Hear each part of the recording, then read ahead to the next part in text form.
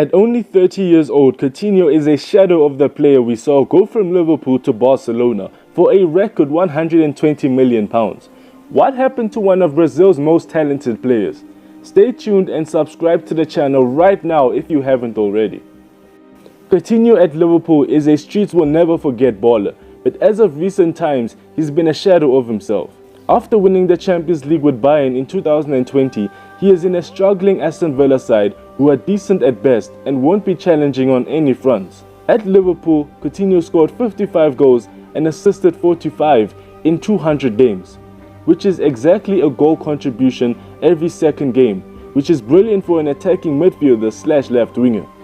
From free kicks, great skills and the trademark Coutinho bender, he was a star at the club and big clubs were always after him. Salah, Mane, Firmino and him were the Fantastic Four and they were a joy to watch in the Premier League. In January 2018, Barcelona were desperate to sign Phil and Liverpool and Klopp tried their best to keep him at the club, going as far as to say he could be a club legend if he stayed, and at other clubs he'll just be seen as just another player. As a top player, he has the right to want to challenge for big trophies, which Liverpool were not doing, although the way he went around it left a bit of a sour taste. He had 7 goals and 6 assists in 14 games before he left for £121 million to Barcelona. Liverpool coped without him for the rest of the season and even got to the Champions League final, something Coutinho said he wanted to achieve at Barcelona, which was a bit funny. There was big expectation for him and he didn't fulfill it at all for multiple reasons. One reason was that they expected him to be a long-term Iniesta replacement, but he wasn't that type of player. He needs some freedom and at Barca he struggled to be his old self that could play with freedom. Brazil head coach also mentioned he has an extremely shy personality, which was a big problem when he's around bigger players and bigger egos. He struggled with some injuries at the start and didn't have much of an impact. Fans didn't have much confidence in him and he didn't play too well despite having 16 goals and assists in 54 games. He did win his second La Liga though, which looked good next to his 2019 Copa America title. In 2019-20, Barca didn't waste their time and looked to get rid of their flop signing to release some wages, and Bayern Munich took him on a season loan.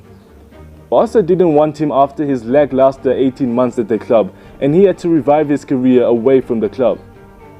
He was not incredible at Bayern, but it was an improvement overall from what he'd done at Barca. He showed more signs of magic than he did at Barca and won a Bundesliga and a German Cup in the process.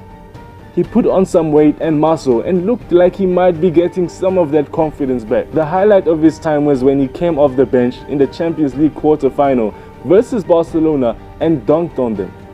With only 30 odd minutes on the pitch, he scored 2 and assisted 1 to close off an 8-2 demolition, which was almost an FU to the club that doubted him. He was on the bench for most of the European campaign and struggled with injuries, but he came off the bench in the final where he achieved his dream of winning the Champions League, with Bayern though, not Barcelona. 11 goals and 8 assists in 38 total games.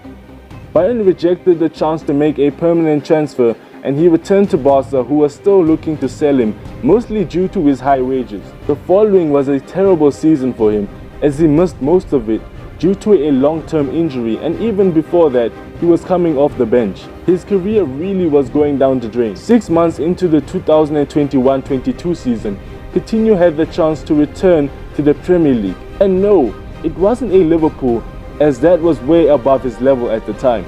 A lesser club, but he would get more game time and play under former teammate Gerrard at Aston Villa. It's a massive drop from Barcelona to Aston Villa, and I feel he could have aimed for a Europa League club at worst. In the 6 months he scored on debut versus Man United and looked like he'd be a great bargain signing. 5 goals and 3 assists, and at the end of the season Villa were desperate to make the signing permanent. For both sides it was the best option, and eventually after a while the clubs agreed to let him join Villa permanently. He has flattered to deceive so far this season and hasn't looked like he did in his 6-month cameo last season.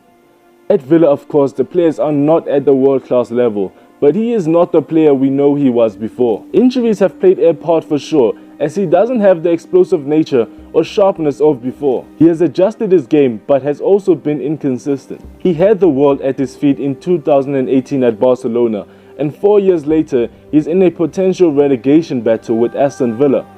It's a surprise to me that no big European clubs took a chance on him, as he still has the occasional moment of magic. At this rate, Villa is probably the best it will get for him, and while he still has a moment of brilliance in him, it's nowhere near his best. He was a star at the Russia World Cup in 2018, but he's very unlikely to make the Brazil World Cup squad this year.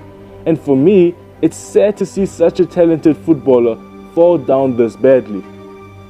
If you enjoyed, make sure you like and subscribe to the channel, as it will help a lot. Let me know what you would like to see in the next video, and follow my TikTok, Instagram and other social media accounts down below. I'll see you in the next one. Peace out.